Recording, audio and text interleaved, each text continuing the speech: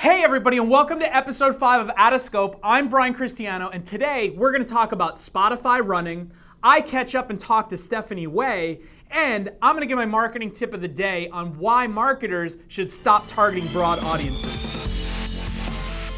All you marketers out there need to listen to this. Sports marketing expert Brian Cristiano. Brian Cristiano. Marketers and advertisers and brands always have to keep in mind, you have to play to the state of your audience. Endurance sports athletes are absolutely fanatics. Having a Facebook page doesn't get you any business, but doing it right can be quite effective.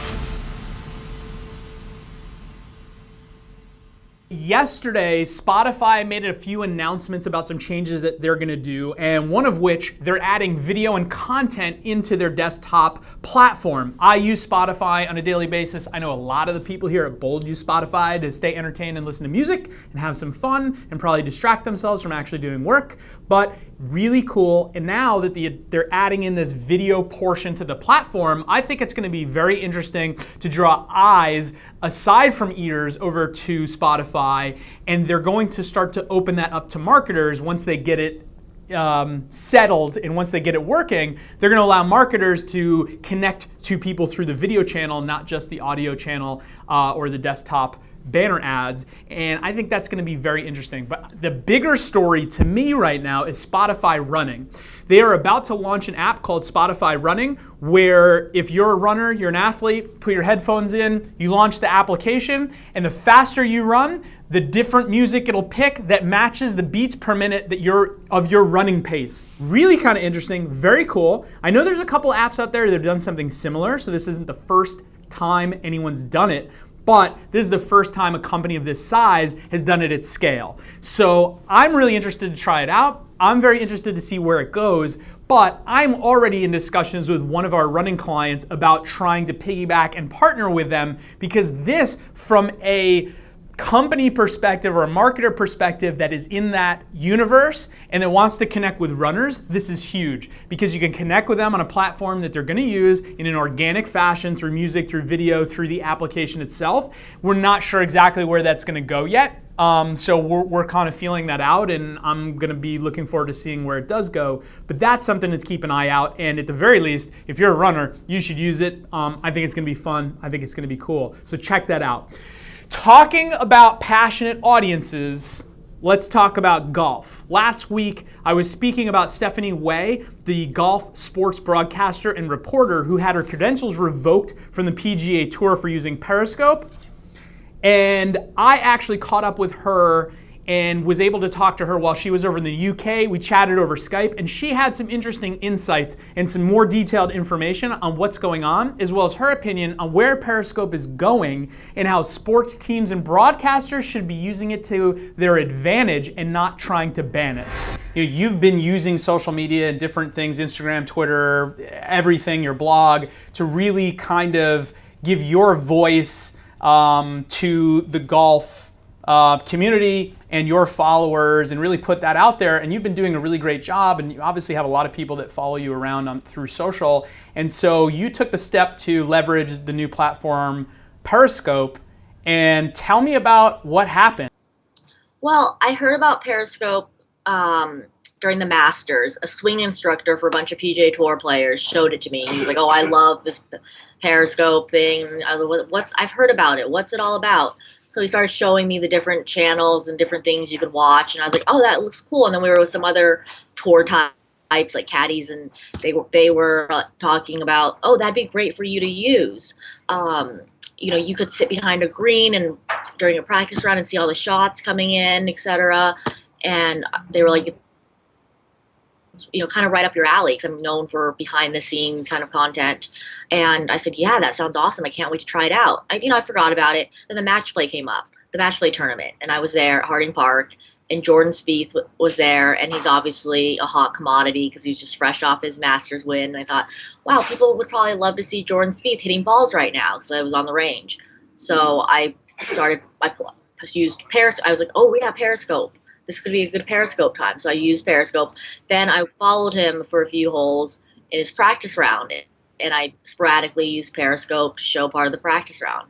Well, I wasn't even thinking, and midway through I kind of thought, is this okay?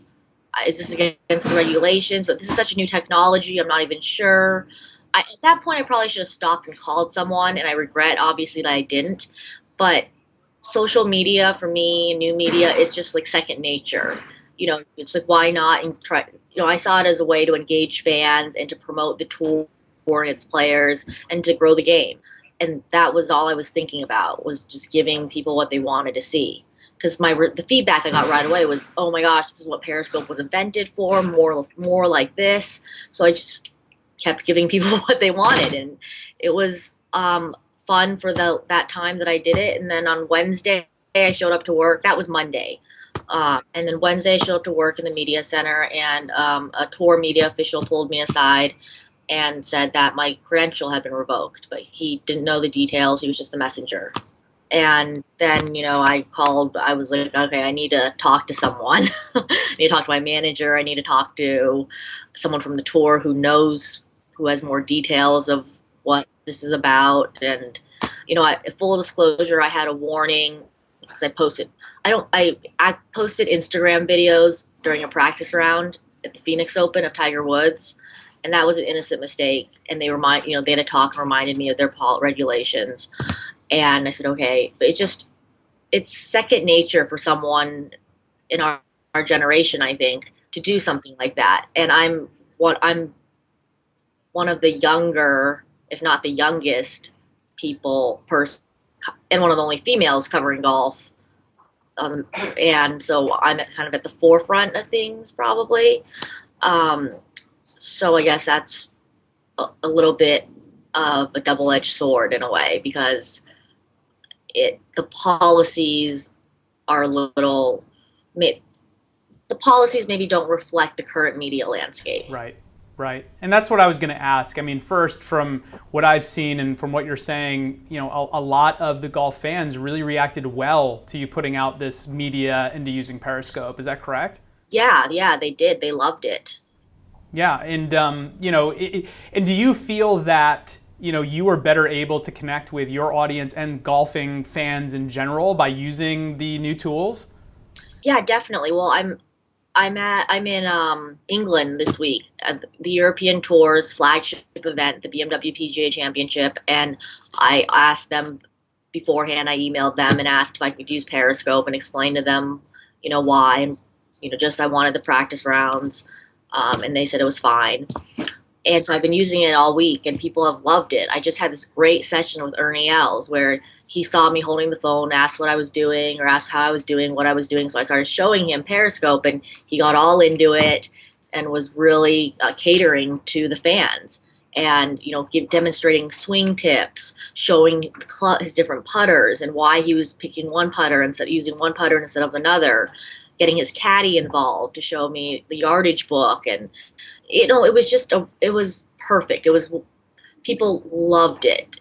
As some of the comments, they were saying it was like golf porn. Right. They felt like they were real, and Ernie loved it too. They felt like it was like they were connecting. Ernie was able to connect to his fans, and they felt like they were, talking to Ernie and directly asking him questions. So that was very cool. That's really fantastic. And it obviously, for your case and a lot of the things that I've seen, people really are genuinely wanting to interact with this, because you're right, it does give that connection with people that you normally wouldn't be able to have in a real-time basis. Mm-hmm. Why do you think it is? I understand, there's obviously broadcast rights and so forth, and the PGA Tour is a huge organization and they've been around for many, many years. I understand, obviously, there can be some difficulty in that, but do you think that it's an overreaction on their part to try to stop you and other people from using Periscope to broadcast these intimate pieces? Well, perhaps. I mean, I understand and respect that they have broadcasting partners. I would never do it during a tournament round. I just, for practice though, it's not being broadcast. Right. And it's just, I see it as a secondary means to traditional media. I think that it would only create more interest. Right. If someone sees something on Periscope, it might build up the tournament for them. They might actually want to watch it, or if they see something, they might turn on the Golf Channel, Right. Because they want to see, the viewing experience. Like, even if I were to do it during a tournament round, it'd be a terrible viewing experience, Right. But you might see it on Periscope and say, oh, I want to get to a TV or something. Because someone's asked me, how can you stop fans? They can't police fans Right. from doing it, really. So I know the entertainment industry is freaking out a little bit over it, but they're going to need to adapt and adjust. I think Periscope is here to stay, and other apps like that, because people love it. I mean, I guess because of what happened to me, the news in the golfing industry spread pretty quickly. Yeah. Because Rory McIlroy, after he won at Quill Hall on Sunday, he was on his jet, and he got on Periscope and answered fan questions. And I asked him today, why did you start using Periscope? And he said because he heard about it because someone else used it during Harding Park. So I'm going to take credit, guys, for that. The world #1 player has started using Periscope because of my suspension. There you go. So some good comes of it. Yeah, exactly. There's been a lot of good that's come out of it. You've seen, obviously, the PGA Tour has had backlash in your case. We've seen the NHL has done very similar things, and they've put out very strong statements against being allowed to use it whatsoever. And a lot of the other professional sports organizations have kind of towed that same line. And I'm of the same opinion as they need to figure out how to incorporate this, to not try to push it away, but figure out how to incorporate it in an organic manner so that it doesn't hurt the broadcasters and it actually increases engagement. And do you think that it's possible for a PGA Tour, NHL, or any of these other organizations to actually use Periscope and or these other tools to not only just allow people to use them, but to use them to their advantage to draw more viewers? Yeah, definitely. I think the fan engagement that I just experienced when I was doing the Periscope with Ernie was incredible. I mean, just how much people loved it, how just the response was tremendous. And, I bet there are going to be more people watching the BMW PGA Championship because of it and wanting to watch Ernie. Right. That's just my opinion. But the PGA Tour has started using it on their own. Right. They use it during the Players Championship the other week, the week after the Match Play Championship. And I'm sure they already had it planned out, and maybe that's partly why there was such a strong response to me using it. I definitely didn't mean to step on their toes. I would have approached it differently had I known this was something they were going to do, obviously. I wouldn't, I just didn't realize it or think about it. I just saw this cool new app that I could use to engage fans and promote the game. Do you think Periscope and or Meerkat or any of these other technologies, do you think this live streaming is here to stay? And do you think that broadcasters and sports organizations are going to, in the long term, embrace it? I think they are here to stay. I don't think they're going anywhere, because everyone who I've introduced or shown Periscope to has loved it.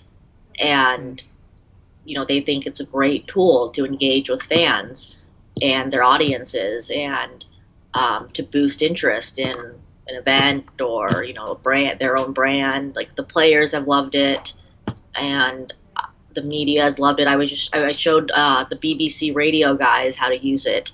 So this morning, when one of the BBC guys was interviewing Graham McDowell, his producer was holding his phone, periscoping it, and they thought it was brilliant. They were saying, "Oh my gosh, this is a game changer." So they're seeing different ways to incorporate it, and I just think it enhances coverage. It enhances traditional coverage. It doesn't hurt it. Right, and it increases the fan engagement of the sport. Right, and aren't we all? Everyone is all about fan engagement these days. Just the way we communicate and digest content is so different these days, and people need to calm down and learn to embrace it. Yeah. Well, maybe now that they've seen what you've done, and Ernie Els obviously getting involved, and all these other pros and some of the broadcasters doing it, do you think maybe the PGA Tour will rethink what their punishment on you, and maybe bring you back in, and maybe bring you into the fold to kind of lead that? I'm not sure. I hope that they see the value of someone like me, especially as the only, or one of the only young Asian American females that covers golf. Yeah. And, the audience that I have and what I'm trying to do is just to promote the tour and build interest and engage fans. And I do that every day through my social media channels. And I just want to go back to covering the tour and sport that I love. And I think that I'm a little different than than the average media person in the press room is, but I don't think that's a bad thing. I just think that I understand how I'm a millennial. I hate that word, but I'm a millennial, and I know how to connect with millennials, and I think there's value in that.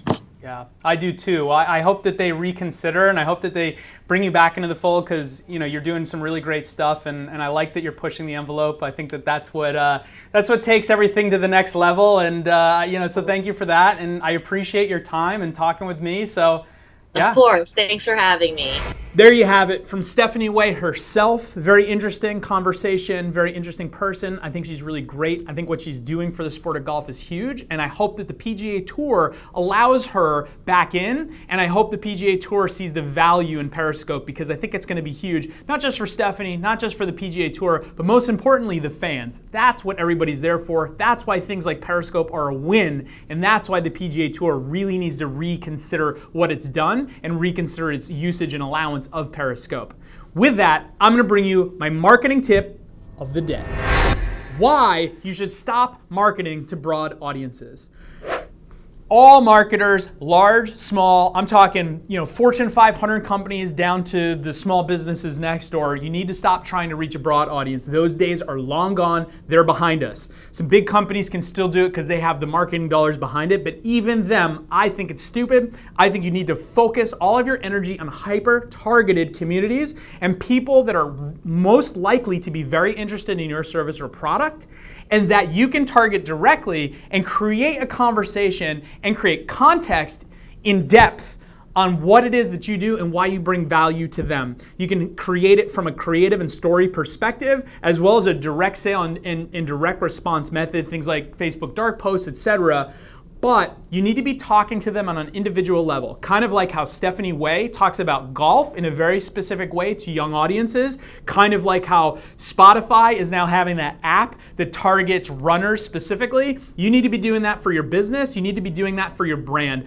You need to find out what is your key target audience, very specific, right? If we're talking about athletes, let's market towards runners, or let's market towards basketball players. Let's not market to all athletes. Market to a very hyper-specific audience. Talk to them like you're one of them and relate to them, create context, create conversation, create good content. That's what works, and that works on any platform, whether it's traditional, whether it's digital. That works every single time. Now, if you can hit multiple targets, very hyper-targeted audiences, for example, if you're an athletic company and you want to hit endurance athletes, so you're going after runners, well, that's one target audience. You may then also want to go after cyclists. That's another target audience. You may then also want to go after basketball players. That's another target audience. You need to target each segment of your marketing campaigns towards each one of those specific segments. And you need to have context, content, and conversation with those very specific people on their level. That's what works. That's what gets them to feel like you're talking directly to them. Now, if you don't have the budget to hit multiple targets specifically at once, then don't do it. Don't try to do it half-assed. Don't try to do a little bit here and dabble. You need to put all of your marketing dollars then into one sliver, one very hyper-targeted focus, and go with that and put your cards all in, put your money all in, and go for it. That's what works. That's what companies that, like Spotify, for example, are very aware of, and they're hitting that hyper-targeted audience, with the running app. That's just one very small example, but that's what you need to be doing. Stop trying to hit broad audiences. Even if your product appeals to a mass audience, it doesn't matter. Hyper-target, hyper target every single time. If you have the marketing dollars to hit multiple targets, fantastic. But you need to make sure that you are connecting with them in a genuine way, and you need to make sure that your message for that hyper target is in line with who those people are, and then you can add in other segments and scale it that way. Don't try to hit everybody at once. Your message will get lost and you're wasting money. Thank you so much for watching the 5th episode of OUTOFSCOPE. I am Brian Cristiano, and again, I want to thank every one of you guys who's been watching. We've been getting a lot more views than I anticipated. I've been getting emails, I've been getting tweets and messages, so keep sending that stuff in. Tell me what you love, tell me what you hate, because we're continuing to improve the show. Please comment, please subscribe if you're on YouTube. Follow me on Periscope, Brian_Cristiano. Follow me on Twitter if you're watching this. On Facebook, the same handle, Brian_Cristiano. And thank you again. I look forward to seeing you guys in the next one. Have a good night.